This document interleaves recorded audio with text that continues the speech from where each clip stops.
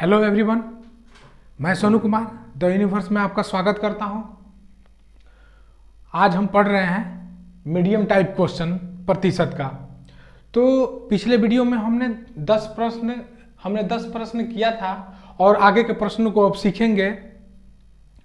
यदि एक बात और है, यदि आप सफलता पाना चाहते हैं तो किसी न किसी से तुलना करना सीखिए।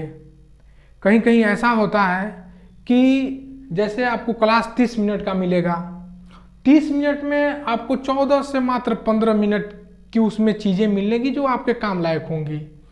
कहीं कहीं क्लास ऐसे होते हैं कि जो 30 मिनट के होंगे लेकिन 30 मिनट में 28 मिनट 29 मिनट जरूर आपको काम वाली चीज़ें मिलेंगी। तो मेरे कहने का मतलब यह है कि आप तुलना करिए और देखिए कि आपको कहाँ क्या अच्छा मिल रहा है, बस उसको ग्रहण करते जाइए और धैर्य बनाए रखें। चलिए चलते हैं सवाल की ओर। एक छात्र किसी परीक्षा में 25% अंक लाकर 210 अंकों से फेल हो जाता है और यदि 55% अंक लाए तो 240 अंक ज्यादा हो जाते हैं। उत्तीर्ण का प्रतिशत, साथ ही साथ कुल अंक एवं उत्तीर्णांक बताएं। यानी कि इस प्रश्न से रिलेटेड जितने भी सवाल पूछे जा सकते थे मैंने उस पर लिख दिया। अब बताऊंगा। जहां तक इसको बनाने का एक तरीका है जो पुराना है, मैं बता रहा हूं। जैसे माना कि कुल अंक,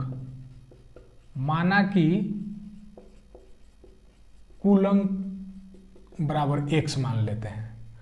तो तरीका हम वही लगाते हैं कि x का 25% उसको मिलता है, x का 25% उसको मिलता है तो 210 अंकों से फेल हो जाता है। फेल का मतलब क्या हुआ कि वो पास नहीं हो पाता है, यानी कि उसे और चाहिए 210 अंक, तभी तो वो होगा पास।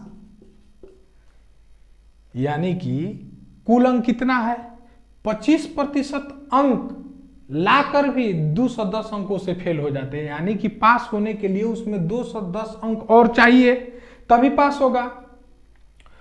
दूसरी कंडीशन में यह है कि यदि वह 55% अंक लाए, यानी कि ये जब कुल अंक ये है और उसका 55% अंक लाए ये, तो 240 अंक ज्यादा हो जाता है। यानी कि उसे 240 अंक अगर न भी मिला होता तो भी वो क्या हो जाता, पास हो जाता।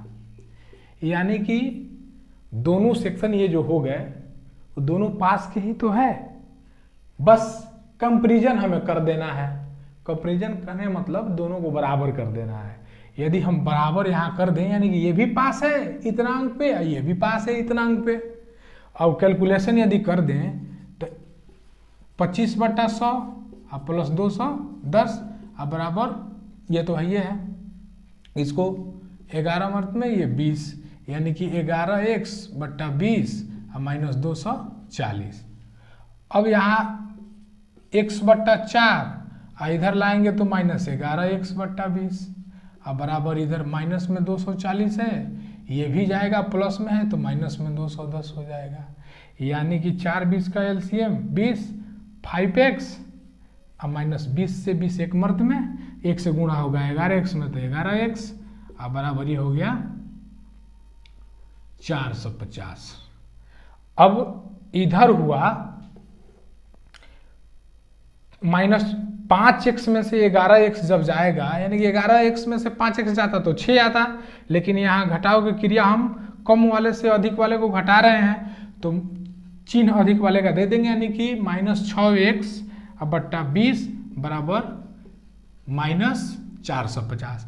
माइनस माइनस से कैंसिल कर देंगे, यानी कि x के साथ 6/20 है तो x बराबर 450 और गुणा 20/6 हो जाएगा।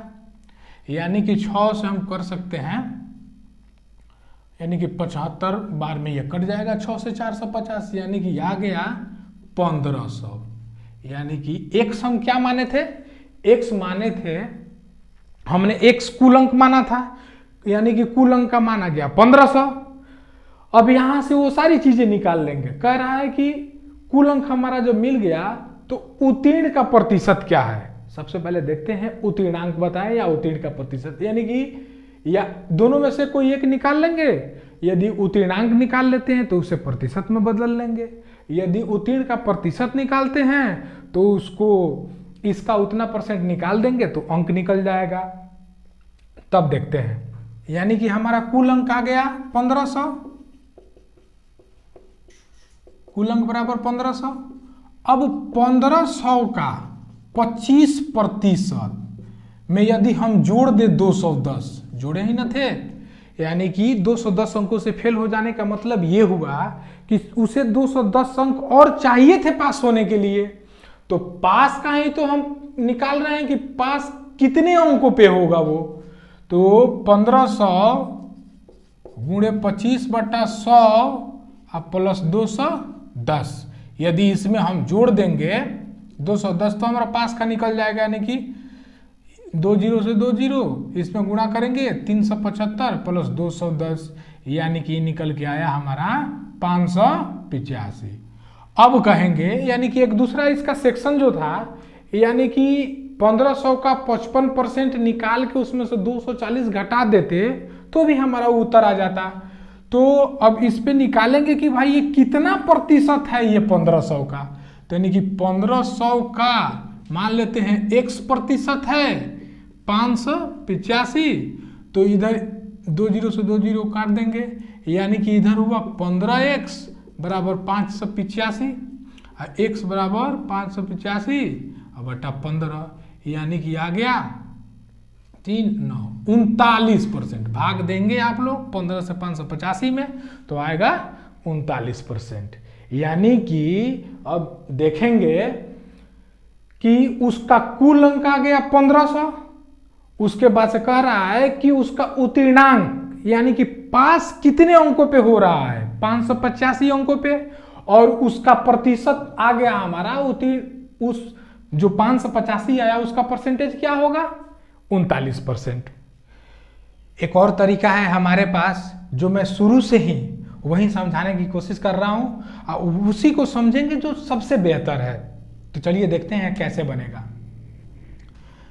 मान लीजिए कि हमारे पास कुल अंक यानी कि इसका परसेंटेज 100% है, यानी कि हमारे पास अगर कोई भी अमाउंट रहे तो हम उसको 100% ही मानेंगे, क्योंकि अगर प्रतिशत से जुड़ा कोई भी प्रश्न बनाएंगे तो उसको 100% मान के ही बनाते हैं। तो उसे मानेंगे कि हमारे पास कुल यानी कि उस छात्र का कुल अंक 100% है, तो वह 25% अंक प्राप्त करता है, तो 210 अंक उसे फेल हो जाता है, यानी कि उसे और चाहिए थे 210 अंक चाहिए थे।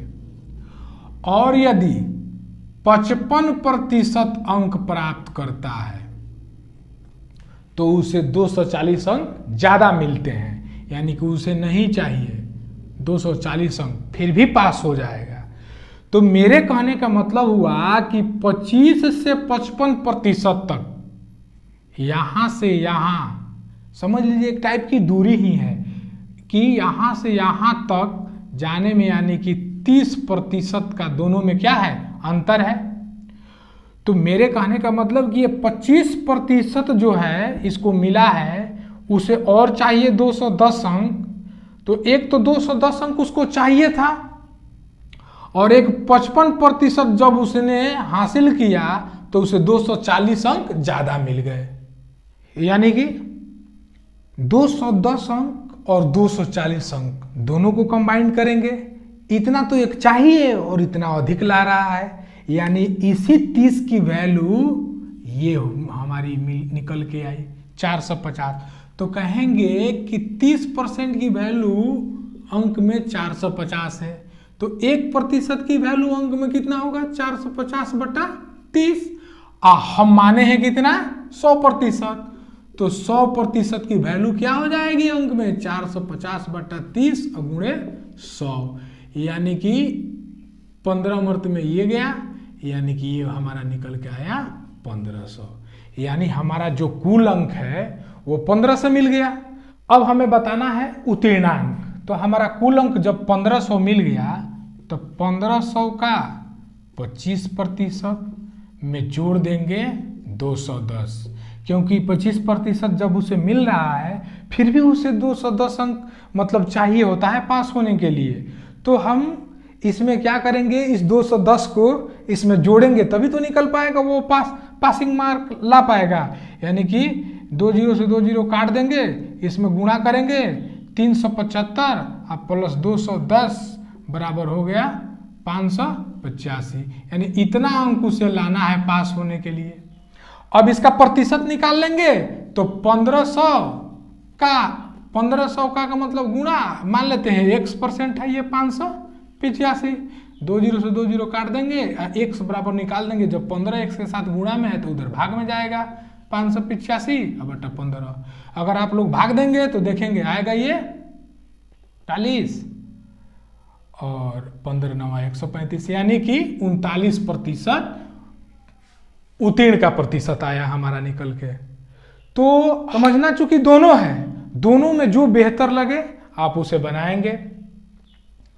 अब आइए चलते हैं 12वें प्रश्न की ओर।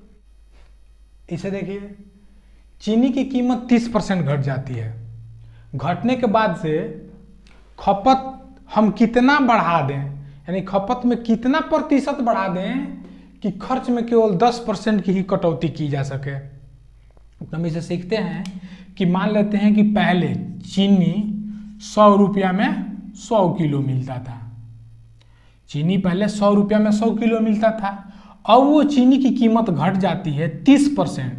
तो 30% यदि उसका निकाल दे 100 का तो 70 रुपया में कह रहा है कि 70 रुपया में अब हम कितना चीनी खरीदे, यानी कि खपत में कितने प्रतिशत की वृद्धि की जाए कि खर्च में केवल 10% की कमी आए। ये हमारा खर्च, ये जो खर्च कर रहे हैं वो खर्च में हमें 10% की कमी करना है। तो इसका 10% 10 हो गया, निकाल देंगे जब तो 90 हो गया। कह रहा है कि पहले चीनी 100 रुपया में 100 किलो मिलती थी, लेकिन अब 30% जब वो घट जाए तब तो 70 रुपया हो गया। और यहां कह रहा है कि जो खर्चा हम कर रहे हैं उसमें केवल 10% की ही कमी आनी चाहिए। तो खपत में हम कितना बढ़ाएंगे, यानी कि खपत में कितना बढ़ा रहे हैं, यहां 20, खपत 20 ही तो बढ़ा रहे हैं। 70 से 20 बढ़ रहा है तो 90 हो रहा है। यहां खर्च में 10% की कटौती भी कर रहे हैं, तब यानी कि हमारा इसमें मूल राशि हो गया 70। यही तो है मूल राशि, इसी से तो हम बढ़ा रहे हैं, 70 से ही तो बढ़ा रहे हैं। 90 के पास तो 20 बढ़ रहा है, तो ये हमारा मूल राशि हुआ। इस पे निकाल लेंगे 20/70। अब प्रतिशत की गणना तो 100 पे की जा रही है, यानी कि आ गया 0 से 0 कट गया 200/7, यानी कि आएगा आपका ये 28.4/7। इतना प्रतिशत, यानी कि इतना प्रतिशत हम खपत को बढ़ाएंगे तो 10% की कटौती मात्र कर पाएंगे। अब चलते हैं अगले प्रश्न की ओर, देखते हैं इसे। पिछले प्रश्न के आधार पर तो हुई, यानी कि चीनी की कीमत में 20% की वृद्धि होने पर, यही मान लेते हैं कि ये हमारी कीमत है और ये हमारी खपत है, यानी कि 100 पे पहले मान लेते हैं कि 100 है। कह रहा है 20% की वृद्धि हो जाए तो 120 हो जाएगा। और कह रहा है कि 20% की वृद्धि होने पर एक परिवार खपत में कितने किलोग्राम की कमी करे। अब यहाँ कितना प्रतिशत नहीं है, चूंकि वैसे मैं बता दूंगा दोनों कितना % की खपत में वो कमी करेगा या कितने किलोग्राम की कमी करेगा, सब बता दूंगा इसका।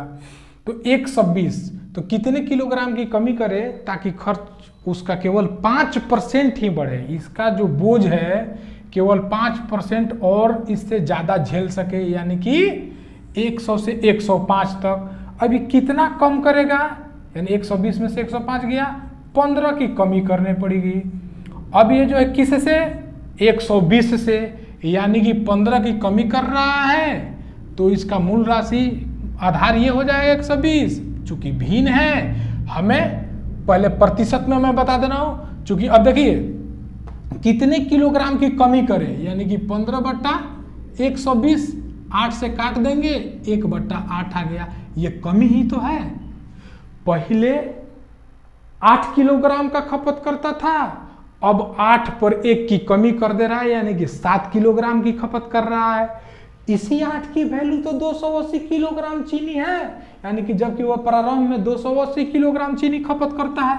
8 की वैल्यू 280 है, तो 1 की वैल्यू 280/8, यानी कि हो गया 35 किलोग्राम। अब 1 की वैल्यू निकल गई, तो वही तो कह रहा है कि 1 की उसे कमी करनी पड़ेगी, यानी कि 1 की कमी करने का मतलब हुआ कि 280 किलोग्राम जो पहले वो चीनी खपत करता था, तो यहाँ की खपत में कितने किलोग्राम की कमी करे, तो 35 किलोग्राम की कमी करे। अब उसकी कुल खपत क्या होगी नई वाली, जब रेट बढ़ गया इस पे अभी बोझ 5% बढ़ाना है, तब उसकी खपत कितनी होगी 280 माइनस 35, यानी कि 245 किलोग्राम अब उसकी नई खपत होगी। तो इसमें था कुछ नहीं, बस हम इसके बेस को समझ लेंगे, बाकी सब बना लेंगे। यहाँ कमी था तो यहाँ कमी हो रही है, यहाँ कमी मैंने माइनस इसलिए लगा दिया यहाँ, ताकि पता चले कि 8 पर 1 की कमी हो रही है। 1 की वैल्यू निकल गई तो 1 ही की तो कमी हो रही है, यानी 35 किलोग्राम की कमी हो रही है। इसका अगर हम प्रतिशत निकालते तो यह 15/20 था, 15/20। इस भिन्न को हम 15/120 था, इसको हम प्रतिशत में बदल लेते, यानी कि 8 वर्ग में 8 से 100 में भाग देंगे, 12.5% की कमी होगी। प्रतिशत वाला भी निकल गया हमारा, यानी कि हमसे जो पूछे हमें सबके लिए तैयार रहना पड़ेगा। एक छोर को पकड़ के चले हम और उसके सारे पहलुओं को सीखते चले, तो कहीं ना कहीं से तो हम बता ही देंगे। अब चलते हैं अगले प्रश्न की ओर, थोड़ा इससे वो डिफरेंट होगा, उसे देखते हैं। एक परीक्षा में 65% छात्र गणित में, 48% छात्र भौतिकी में पास हुए और 30% छात्र दोनों में पास हुए, तो कितने प्रतिशत विद्यार्थी दोनों में फेल हुए। अब मान लेते हैं कि उस परीक्षा का कुल परसेंटेज 100% है। अब यहाँ कह रहा है कि 65% गणित में पास हो गए और यहाँ 48% छात्र भौतिकी में पास हो गए। अब कह रहा है कि दोनों का कंबाइंड, यानी कि दोनों में से मिला के 30% पास हुए, यानी कि 30% छात्र दोनों में पास हुए, तो कितने प्रतिशत विद्यार्थी दोनों में फेल हुए। अब मैं बताऊंगा कि इन दोनों का अंतर कितना है, क्योंकि इसमें से भी तो 30% पास हैं, यानी कि इसके भी विद्यार्थी, ऐसा थोड़े ना है कि केवल 65% छात्र गणित में। तो ऐसा जब नहीं बोल रहा है, अगर केवल कहता तब हम इसको अलग मान लेते हैं, लेकिन कह रहा है कि एक परीक्षा में 65% छात्र गणित में, 48% छात्र भौतिकी में पास हुए, तो इसका मतलब है जो ये 30% दोनों का कंबाइंड मिला के जो पास हो रहे हैं इसमें भी है, तो इसका मतलब दोनों का डिफरेंस कितना आ गया, यानी कि 35%। और इसमें भी है, यानी कि भौतिकी में जो 48% है उसमें भी 30% है, क्योंकि दोनों में पास 30% लड़के भौतिकी के भी हुए, तो इसमें का केवल क्या आ गया, केवल भौतिकी का निकाल लेंगे, यानी कि 18%। अब ये जो 35% है केवल गणित होगा, केवल गणित में इतने विद्यार्थी पास हुए। ये जो 18% है केवल भौतिकी में हो गए, केवल भौतिकी में। अब कह रहा है कि जब केवल गणित में 35% और केवल भौतिकी में 18% और दोनों में 30%, तो यानी कि पास हो गए तो 65 और यानी कि 83% पास हो गए। अब समझ में आई बात कि हम केवल का निकाल लेंगे, चूंकि ये कंबाइंड था, गणित में भी 30% शामिल थे और भौतिकी में भी 30% शामिल थे, तो केवल का हमने निकाला 35%, भौतिकी में केवल निकाला 18% और दोनों का कंबाइंड है ही 30%, तीनों को जोड़ दिया 83% पास हो गए। यहाँ 100% था, यानी कि 17% फेल हो गए। इसको हम वेन डायग्राम के माध्यम से भी बना सकते हैं। देखिए कैसे, ये हमने डायग्राम बनाया और एक और बनाया, तो ये हमारा मैथ है और ये है फिजिक्स। तो कह रहा है कि दोनों कंबाइंड जो है 30% है और इसमें केवल 65% है और इसमें 48% है। तो कहने का मतलब इस 48 में भी 30 है और इस 65 में भी 30 है। तो केवल जब हम इसका निकालेंगे तो 65 में से घटाएंगे 30 को, इतना घटाएंगे तो इसका 35% केवल अब इसका होगा, और इस 48 में से जब घटाएंगे 30 को तो जो निकलेगा 18% वो केवल फिजिक्स का होगा, ये 35% केवल गणित का होगा, और ये मैथ प्लस फिजिक्स दोनों में मिला के पास हुए उसका 30% है। तो अब हम यही निकालेंगे 35 + 30 + 18 = 83, और इस टोटल हमारा 100% है। तो 100% में से 83 जब प्रतिशत पास हो गए तो बचे कितने, 17% विद्यार्थी फेल हो गए हैं। इसको ऐसे भी समझ सकते हैं। तो बस हम अपना नज़रिया बदलेंगे, यानी कि ऐसा नहीं है कि सामने वाला जो कुछ पढ़ा रहा हो हमको वही सीखना है, हमें उसमें से जो अच्छा लगे उसी को ग्रहण करना है। ऐसा नहीं है कि अगर इस सवाल को मुझसे ज़्यादा बेहतर बनाने का अगर अनुभव है आपके पास या मुझसे बेहतर बनाते हैं तो उसको अपने पास ही रखिए, इसको सीखने की क्या आवश्यकता नहीं है। और यदि अगर आपसे कहीं बेहतर मैं बता रहा हूं तो इसको सीखने का प्रयास कीजिए और इसी को सेट करके रखिए, क्योंकि हमें सबसे लघुतम विधि से बनाना आना चाहिए प्रश्न को, और कोई सूत्र के माध्यम से नहीं। ये सेट का ही तो प्रश्न है समुच्चय वाला, अगर मैं सूत्र लगा के इसे बना दूं तो भी बन जाएगा। लेकिन अभी तक मैंने जो भी वीडियो बनाया उसमें कहीं सूत्र का जिक्र नहीं हुआ है। एक सवाल में मैंने बताया था कि यदि ए की आय बी की आय से 10% अधिक हो तो बी की आय ए की आय से कितने प्रतिशत कम होगी। मैंने वो बताया था कि इसे सूत्र के माध्यम से कैसे बनाया जा सकता है। बस यानी कि मेरी पूरी कोशिश रहेगी कि विदाउट सूत्र, विदाउट फार्मूला मैं उस प्रश्न को बेहतर से समझा पाऊं और आप लोग समझ सके। मेरा उद्देश्य यही है, और मैं सोचता हूं कि जो 25-30 मिनट की वीडियो जो मैं बना रहा हूं उसमें पूरा का पूरा आपको सब कुछ मिले, यानी कि उसमें कोई भी ऐसा चीज नहीं हो जो आपको स्किप करना पड़े। यानी कि आप देखिए, वीडियो देखने का तरीका ये है कि आप पूरे प्रश्न को देखें, या तो इसकी स्पीड को बढ़ा लीजिए, 1.5 गुना करके देखिए। अगर कहीं पे दिक्कत हो रही है तो उसे रिवर्स करके देखिए, पीछे जाके देखिए, या तो उसका स्क्रीनशॉट ले लीजिए और समझने का प्रयास कीजिए। और कमेंट सेक्शन तो खुला ही है, उसमें पूछ सकते हैं और उसको बेहतर तरीके से मैं समझा सकता हूं अगली वीडियो में। इसके बाद से चलिए आइए देखते हैं अगला प्रश्न। कह रहा है कि एक चुनाव में 2 प्रत्याशियों में से एक को 40% मत यानी वोट मिले और वह 100 मतों से हार गया। तो कुल मतों की संख्या बताना है और दोनों को कुल कितने अलग अलग मत मिले। तो मेरे कहने का मतलब यह हुआ कि अगर कुल मतों की संख्या हम मान लेते हैं 100%, तो यहाँ एक को मिला 40%, तो दूसरे को मिला होगा 60%, तभी तो दोनों को मिला कर 100% हुआ होगा। कह रहा है कि और वह 100 मतों से हार गया, यानी इसको मिला 40% और इसको मिला 60%। लेकिन मान लीजिए कि इसको कुछ वोट मिले होंगे, इसको कुछ वोट मिले होंगे। देखने के बाद बता सकते हैं आप लोग कि जीता कौन होगा। प्रश्न में कह रहा है कि जिसको 40 मिला वो 100 मतों से हार गया, इसका मतलब जिसको 60% मिला वो जीतेगा। तो इसका मतलब इससे ये 20% अधिक है।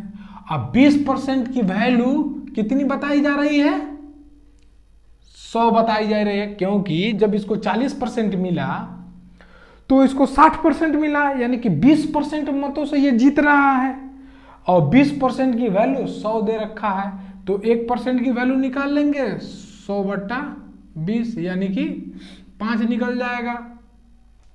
तो हम टोटल वोट पता कर लेंगे कि 1 की वैल्यू 5 आ गई, तो टोटल हम 100 माने थे, तो 100 की वैल्यू कितनी आ जाएगी 5 और गुणे 100 यानी कि 500, यानी कि कुल वोट हो गए हमारे 500। तो 500 का अगर मिलेगा एक को 40%, तो 500 का 40% कितना हुआ 200 मत मिला इसको, और 500 का 60% इसको कितना होगा 300 होगा। तो देखिए यहाँ कि ये इससे 100 मत से हार रहा है, जो प्रश्न में हमारा प्रूफ हो गया, या तो ये इससे 100 मतों से जीत गया। बात दोनों बराबर है, बस समझने की थोड़ी हेर फेर है और समझेंगे। क्योंकि चुनाव से रिलेटेड और इसके और बड़े सवाल जो थोड़े कठिन होंगे वो एडवांस वाले टाइप में मिलेंगे। तब तक के लिए आगे बढ़ते हैं, 16 नंबर क्वेश्चन देखेंगे। चूंकि 16 17 दोनों साथ में देखेंगे, दोनों को कंपैरिजन कराना है, क्योंकि एक में कम है और एक में अधिक है, इसलिए दोनों को साथ बताऊंगा। चलिए आगे बढ़ते हैं।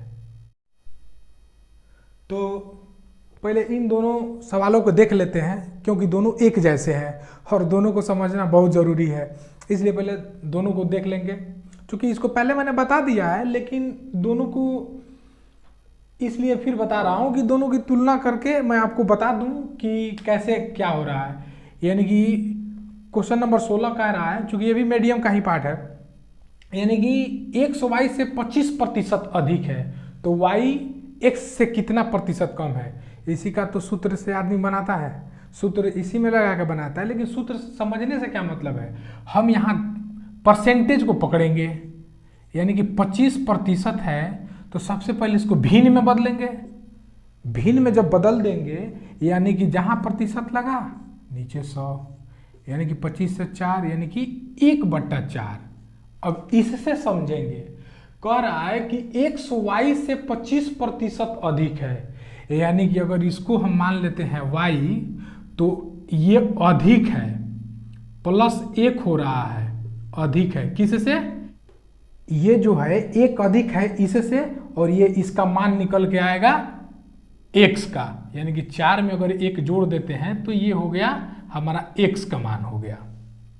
यानी कि 25% को हमने भिन्न में बदला तो 1/4 हुआ, तो ये हो गया हमारा y का मान, और y से 1 अधिक है x का मान, यानी कि अब हम इसको लिख सकते हैं 5/4।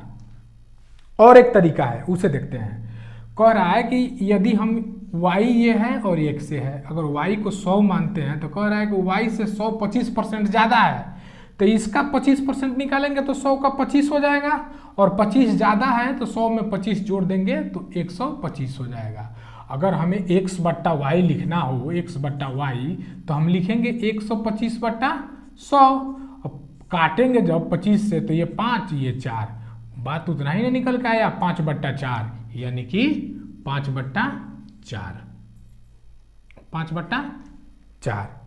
अब ये कह रहा है कि जब x y से 25% अधिक है, तो y x से कितना प्रतिशत कम है, यानी कि ये हो गया हमारा x का मान और ये हो गया y का मान। तो हमको बताना है कि इससे ये कितना प्रतिशत कम है, तो ये कम कितने का हो रहा है 1 का, यानी कि 1 बटा किससे, x से लगा है ना, यही पहचान लेंगे x से, यानी कि 5। अब परसेंटेज हम जब निकालेंगे तो 100 से गुणा कर देंगे, यानी कि 5 से 20, यानी कि 20%। मेरे समझाने का मतलब ये था कि 25% को हमने भिन्न निकालना 1/4, 4 से 1 अधिक है वो x का मान निकलेगा 5/4, और 5 से 4 कितना कम है, 1 का कम है, तो 1 बटा किससे 5 से, तो 1/5 गुणे 100 यानी कि 20, और ये जो निकल के हमारा आया 20%, इसका आंसर हो गया, यानी कि y x से 20% कम है। अब देखेंगे राधा किशन वाले प्रश्न को, दोनों में सेम है, उसमें अधिक है और इसमें कम है, इसलिए दोनों को साथ बता रहा हूं। तो इसमें भी पकड़ेंगे हम 16.2/3 को, 16.2/3%, यानी कि मतलब हुआ 16×3 = 50/3%। और जब इसको भिन्न में बदलेंगे तो 50/3 और गुणे 1/100, यानी कि 2 मर्द में, यानी कि 1/6। अब इसी 1/6 पे तो पूरा सवाल टिका हुआ है। कह रहा है कि यदि किशन की आय राधा से इतना कम है, यानी कि राधा से इतना कम है, जब इसमें से लगा हुआ है तो यही तो होगा राधा तो यही होगी। और उसके बाद से किशन की आय इतना कम है, तो इससे इतना कम है का मतलब हुआ कि 6 - 1 ये हो गया, यानी कि 5। ये निकल के आ गए हमारे किशन महाराज, यानी कि राधा का हो गया 6 और किशन का आ गया 5।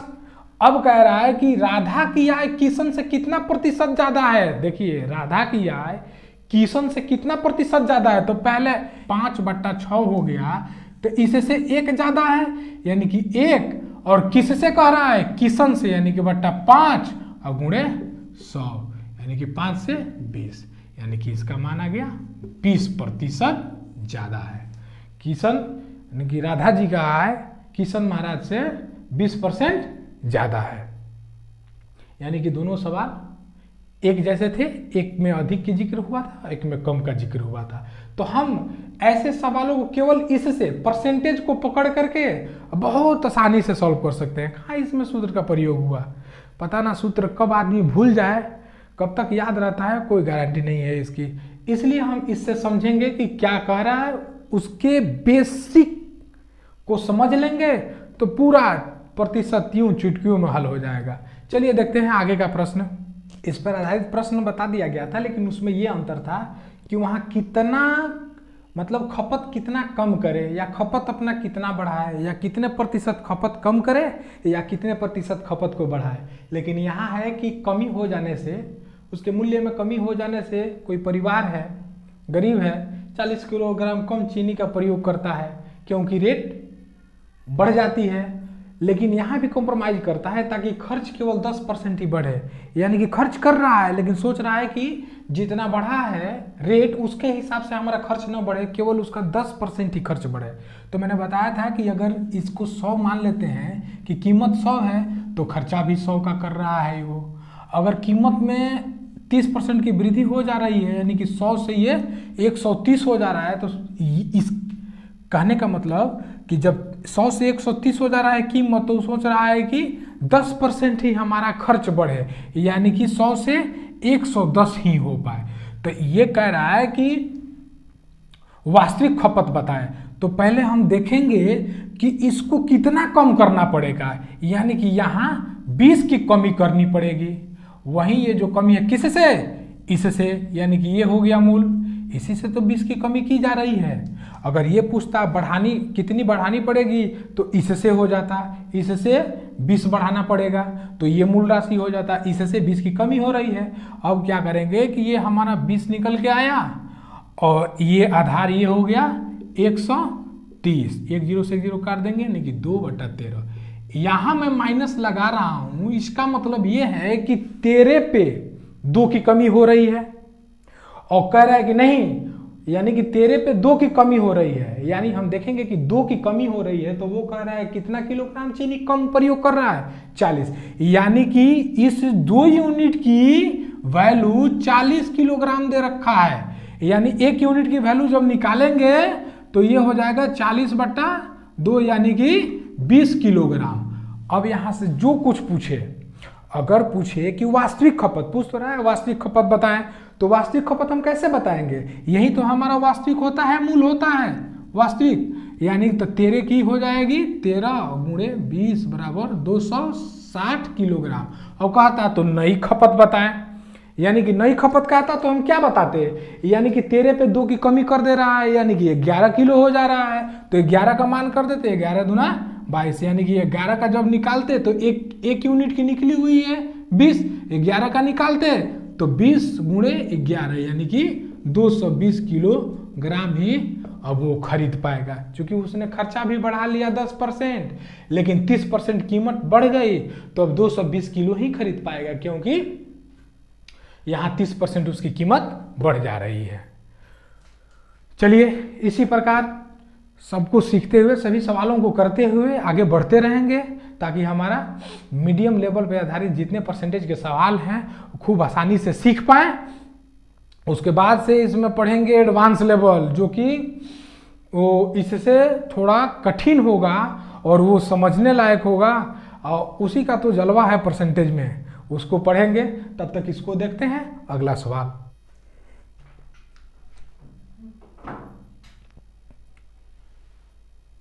इसे देखते हैं। अब ये ऐसा है कि इससे रिलेटेड जितने भी प्रश्न पूछे जा सकते हैं वो मैंने सब यहाँ दिखा दिया। यानी कि कीमत में 20% की वृद्धि की वजह से एक परिवार 12 किलोग्राम कम चीनी का प्रयोग करता है। यदि उसका मूल्य 300 रुपया है तो बताएं कि वास्तविक मूल्य चाहे प्रारंभिक मूल्य, वास्तविक मूल्य जो पहले मूल्य क्या था, या प्रारंभिक मूल्य का मतलब तो समझ ही गए होंगे। और वास्तविक या प्रारंभिक खपत यानी कि पहले वो कितना खपत करता था, अब यह परिवर्तित या नया मूल्य। कभी कभी शब्दों के हेर फेर से प्रश्न में छात्र उलझ जाते हैं, इसलिए मैंने वो लिख दिया कि वास्तविक मूल्य को प्रारंभिक मूल्य भी कह सकते हैं, और परिवर्तित को नया, यानी कि बदला हुआ। परसेंटेज जब कम या अधिक की गई होगी तो बदल जाएगा। तो देखेंगे कि चूंकि अगर मूल्य उसका 100 रुपया है तो 100 रुपया कहने का मतलब कि जब 20% की वृद्धि हो जाएगी तो ये अब 100 से 120 हो जाएगा। कमी कितनी की करेगी वो, यानी कि वो परिवार कमी 20 की कमी करेगा, तभी तो जाके उसका बैलेंस बन जाएगा। जबकि 300 रुपये में उसको खरीदना है, या तो वो बढ़े, अब खपत यानी कि वो उसका खपत कम हो या बढ़े, उससे मतलब नहीं है। यहाँ से 20 रुपया, इसको बैलेंस करने के लिए 20 रुपये कमी करनी पड़ेगी। यानी कि एक तो ये 20 हो गया, याद रखेंगे कि ये माइनस के चिन्ह से तात्पर्य है कि कमी कर रहा है, और इसका आधार ये हो गया। तो हम देखेंगे कि इसका मतलब आ गया 1/6, यानी कि ये हमारा हो गया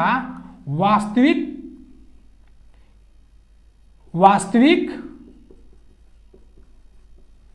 खपत, और ये हो गया कमी, यानी कि 6 पर 1 की कमी हो रही है।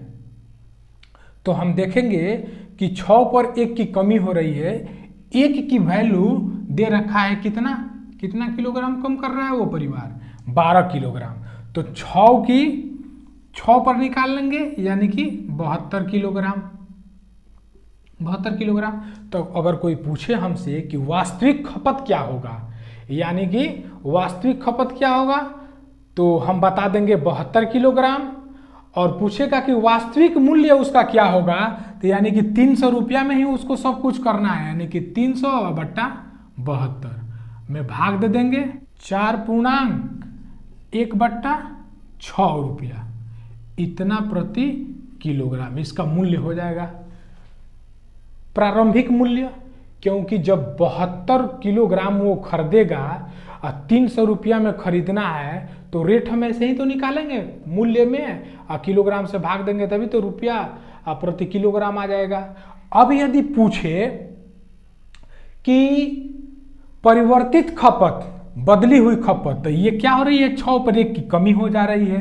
तो 1 यूनिट का मतलब मालूम है कि 12 किलोग्राम है, तो 6 पर 1 5 यूनिट, 5 पे निकाल देंगे, 1 पे 12 है तो 5 पे 60 किलोग्राम, यानी कि 60 किलोग्राम हो गया यहाँ। अब बदला हुआ मूल्य, परिवर्तित मूल्य या नया मूल्य, 300 रुपया में ही या तो उसकी खपत कम हो या ज्यादा हो, 300 रुपया ही वो देगा, उसका अलग अलग रेट निकलेगा। यानी कि पहले किस रेट में खरीदता था, अब किस रेट में खरीदेगा, यानी कि अब आ गया 60, यानी कि अब खरीदेगा 5 रुपया प्रति किलोग्राम।